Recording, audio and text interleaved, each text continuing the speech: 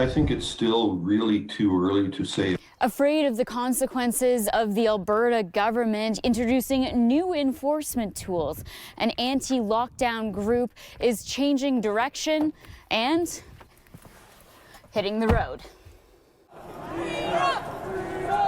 The preemptive injunction the courts granted the province last week means the police can fine, arrest, and charge organizers who are ignoring public health guidelines.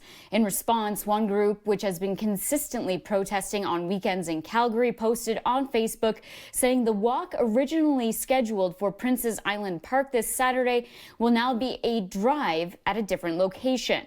They obviously have read the or are knowledgeable about the government's now more intentional approach to enforcement.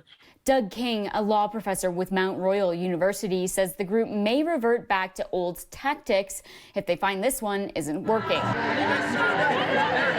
In fact, some supporters have commented that they'll still be taking part in walks, not drives, this weekend. And one former RCMP member turned law student says increased punishment just isn't the way to go.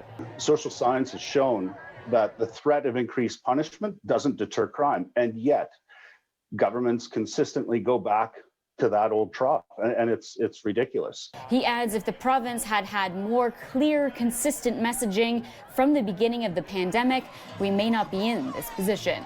Had police or AHS or the province done more to underscore the seriousness of the health orders, of the masking mandates, of the social distancing mandates, the order would never have had to have been released. Alberta has had some of the lowest ticketing and enforcement rates in the country, handing out 35 tickets between April and November 2020. Compare that to BC's 362 in about 5 months. Whether or not it works long term, we'll just have to wait and see. For that, he says we'll need to wait for at least 2 or 3 weeks and evaluate then. In Calgary, Cara Campbell, City News. Police responding to the adapted rallies, saying while they are encouraged by the changes, they want to remind those who attend they must still follow the law.